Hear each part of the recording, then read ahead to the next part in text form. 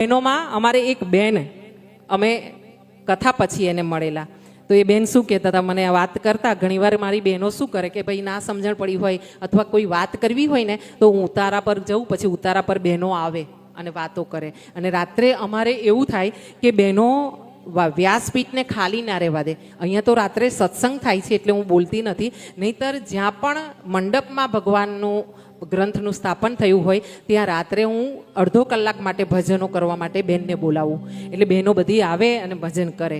હવે બહેનો મારી સાથે વાતો કરવા આવી. એ દિવસે મારી સાથે વાતો કરવા જ્યારે બહેનો આવી ને ત્યારે એમાંથી એક બહેને કીધું, બેન અમારે તો વખત થયો, સમય થયો, એટલે એમણે કીધું, બેન અમારે તો બધા બાળકો, મારા બાળકો છે ને બંને બાળકો ઇંગ્લિશ મીડિયમમાં ભણે. મેં કીધું બહુ જ સારું કહેવાય, બહુ સારું, કારણ કે એને ખરાબ કેવી રીતે કહેવું મારે?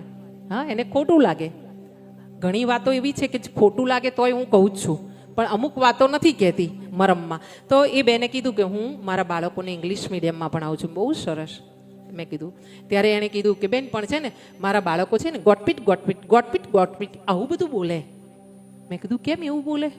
ઇંગ્લિશ બોલતા હશે? કે હા, ઇંગ્લિશ બોલે, ઘરમાંય બોલે, પણ ગોટપીટ ગોટપીટ ગોટપીટ ગોટપીટ એવું બોલતા હોય એવું લાગે. કારણ કે પેલી બેન ગુજરાતી માધ્યમમાં ભણેલી, એમાં પણ 10 પાસ, અને 10 પાસ પછી એના છોકરા જ્યારે ઇંગ્લિશ મીડિયમમાં ભણે ત્યારે પેલા છોકરા અંગ્રેજીમાં બોલે તે આ બેનને ખબર પડે નહીં.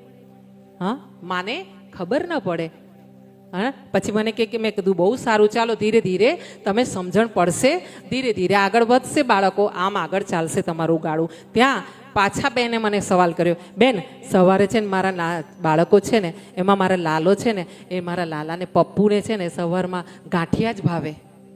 મેં કીધું બહુ સારું કહેવાય, ગાંઠિયા ભાવે તો સારું જ કહેવાય, શું ખોટું કહેવાય એમાં? કે મારો પપ્પુ તો ગાંઠિયા ના હોય ને તો બીજું કશું તો ખાય જ નહીં. મેં કીધું બહુ સારું, ગાંઠિયા ખાઈને ગઠિયો થશે, ગાંઠિયા ખાઈને ગઠિયો થશે.